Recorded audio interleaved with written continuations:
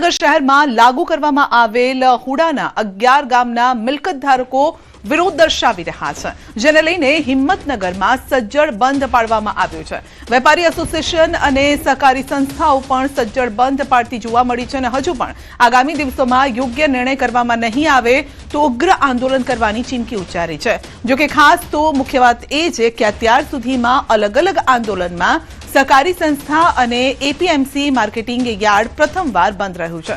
ઉલ્લેખનીય છે કે 95 દિવસ કરતા વધુ સમયથી ચાલી રહેલા આંદોલનમાં હુડા સંકલન સમિતિ અને 11 ગામના મિલકત ધારકો દ્વારા વિરોધ દર્શાવવામાં આવ્યો છે, પરંતુ હજુ સુધી કોઈ પણ પ્રકારનો કોઈ ચોક્કસ નિર્ણય નથી આવ્યો।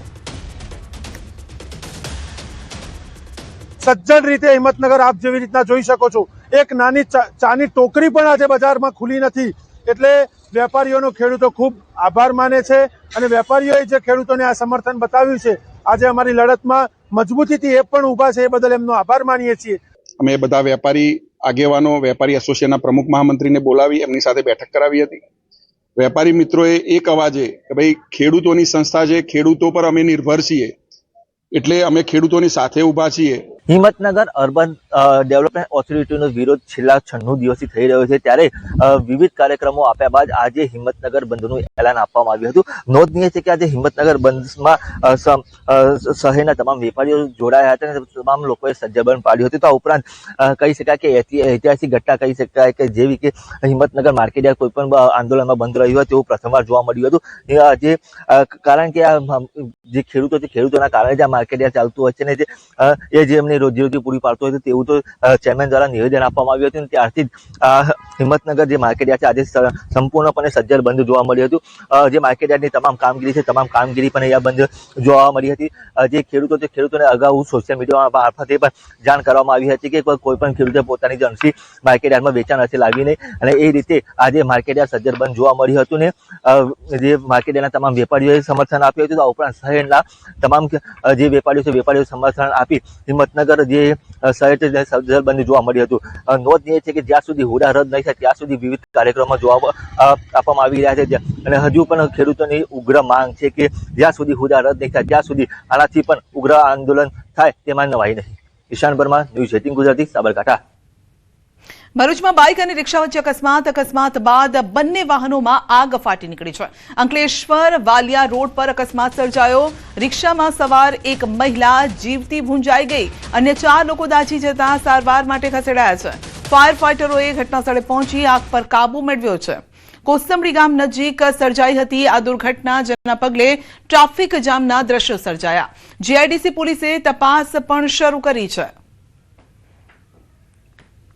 इधर टर्न मारा बाइक ने, उधर से बड़ी गाड़ी आई थी, तो जैसे उस पर कंट्रोल नहीं हुआ बड़ी गाड़ी ने, उसको घिसे दे, फिर ऑटो भी टर्न मारी, तो ऑटो में टपका के आग लग गई एकदम। हम दौड़ के भागे, अपने फायर का लेके आग बुझाया। उसमें 3 आदमी को हमने खींचा, जबरदस्ती बहुत आग थी, और एक आदमी ही नहीं आया, आग ज्यादा बढ़ गई।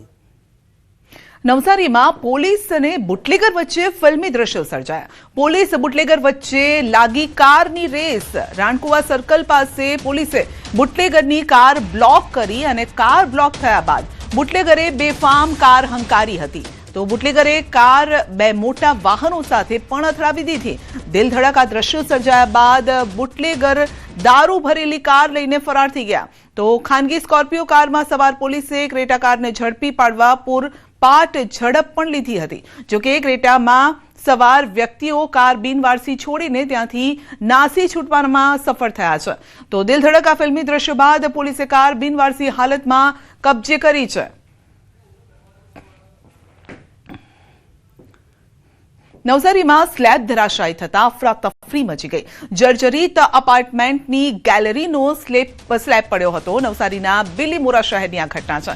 સ્લેબ પડતા લોકોમાં અફરાતફરીનો માહોલ પણ સર્જાયો। ઘટનાના એક્સક્લુઝિવ દ્રશ્યો સામે આવ્યા છે। બિલીમોરા નગરપાલિકાના અધિકારીઓ શહેરની આવી જર્જરિત બિલ્ડિંગને માત્ર નોટિસ આપી સંતોષ માની રહ્યા છે, જ્યારે કે આવી ઘટના બનતા લોકોના જીવ જોખમાય છે અને તંત્રની કામગીરી પર સવાલ પણ ઉભા થાય છે। તો જર્જરિત એપાર્ટમેન્ટની ગેલેરીનો સ્લેબ તૂટી પડ્યો હતો, જેને લઈને અફરાતફરી મચી ગઈ હતી. લોકો પણ ડરી ગયા હતા. બિલીમોરા શહેરની આ ઘટના છે અને જેના આ દ્રશ્યો પણ સામે આવ્યા છે. ભાવનગરમાં બેકારીથી કંટાળી રત્ન કલાકારે કર્યો છે આપઘાત. વિજયરાજનગરમાં રહેતા 40 વર્ષીય યુવકે ફ્લેટ પરથી પડતું મૂકીને આપઘાત કર્યો છે. જીન દર્શન ફ્લેટની અગાસી પરથી ઝંપલાવીને આપઘાત કર્યો. ફ્લેટની અગાસી પરથી નીચે પડતા ગંભીર ઈજા થતા ઘટના સ્થળે મોત થયું છે. 4-5 મહિનાથી કામ ધંધો ન મળતા માનસિક તણાવમાં હતો. ઘટનાની જાણ થતાં જ પોલીસ ઘટના સ્થળે પહોંચી યુવકના મૃતદેહને પીએમ માટે હોસ્પિટલ ખસેડ્યો.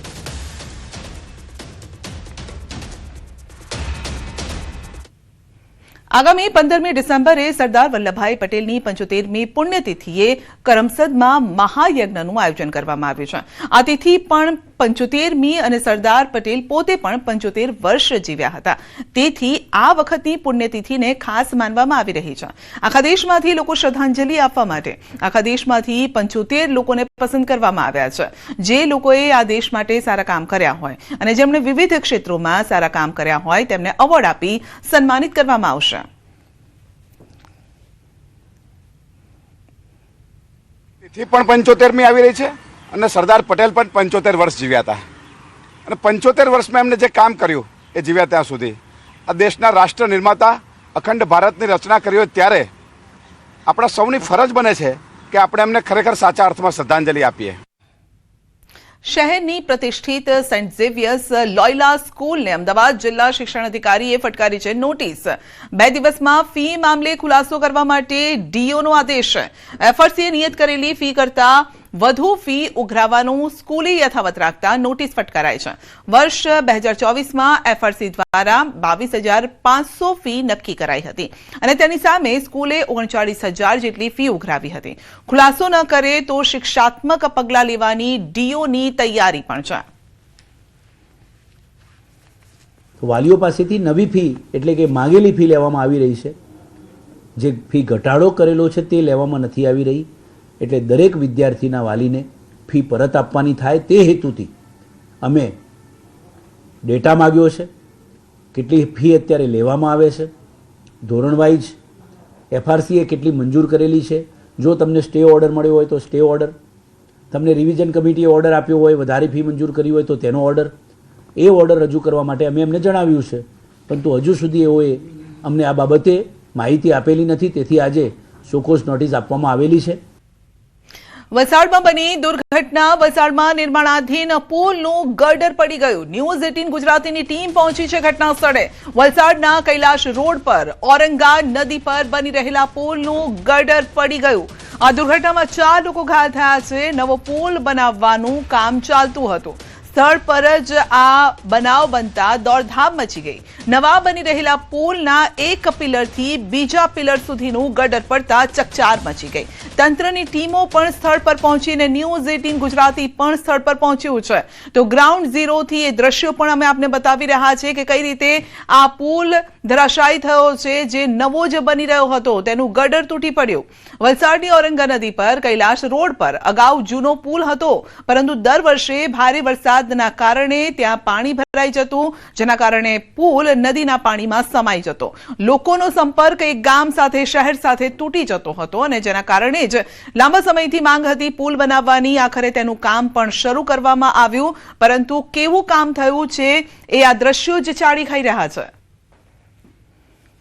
બ્રિજ બનાવવાની કામગીરી ચાલુ હતી. જે દરમિયાન જે આજે ગર્ડરો છે એવું જાણવા મળ્યું કે એક કંઈક આજે એમનો સપોર્ટ હતો એ સ્લીપ થઈ જવાથી આ ઘટના ઘટી છે. 4 મજૂરોને જે ઈજાઓ થઈ છે એમને હોસ્પિટલ ખસેડવામાં આવ્યા છે. અમને નજીકના સરપંચ નીતિનભાઈનો ફોન આવ્યો કે આવું કઈ ઘટના ઘટી. અમે જોવા આવ્યા તો ખરેખર એ કાર્યવાહી ચાલુ હતી અને જેટલા મજૂરો હતો એમને તાત્કાલિક હોસ્પિટલે પહોંચાડવામાં આવ્યા છે.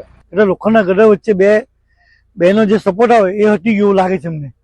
પણ સ્મશાનમાંથી બધા સ્મશાન ચાલુ ફોન આવ્યો, સ્થાનિકો પર ભેગા થઈ ગયા. ફોન પર એટલો અવાજ જોરમાં આવ્યો લોકો ગભરાઈ ગયા કે આ શું થયું હશે. અને જે ઘટના સ્થળ પછી તરત મને જાણ હું અહીંયા આવ્યો છું ને હું આવા બધા એમ્બ્યુલન્સમાં ચાર મજૂરો લઈ ગયા છે એવું વાત મળી છે. ને એક શંકા છે કે હજુ નીચે હશે ને એની આ કામગીરી ચાલુ છે. શટરિંગનું કામ ચાલુ હતું. શટરિંગના કામમાં સ્ટેજિંગ બેસી જવાના કારણસર દુર્ઘટના બનેલી છે. 4 લેબરોને નાની મોટી ઈજા થયેલ છે. કોઈ ફેટાલિટી હાલ નથી.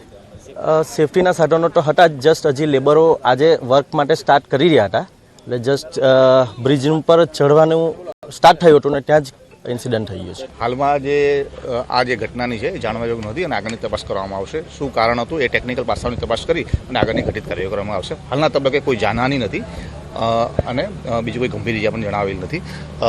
અત્યારે રેસ્ક્યુ ઝડપથી થાય અને એના માટે પોલીસ તંત્ર દ્વારા વહીવટીતંત્રની સંકલનવાળી અને જે તે બ્રિજનો જે ટ્રાફિક છે, બાજુમાં જે ચાલુ બ્રિજ છે એનો ટ્રાફિક ડાયવર્ટ કરવામાં આવેલો છે, જેથી કરીને બચાવ અને રાહતની કામગીરી છે એ ઝડપથી થઈ શકે અને સુચારૂ થાય અને કોઈ પણ જગ્યાની અવ્યવસ્થા ન સર્જાય એ માટે તકેદારી રાખવામાં આવેલ છે. વલસાડ શહેરના છેવાડે કૈલાસ રોડ પર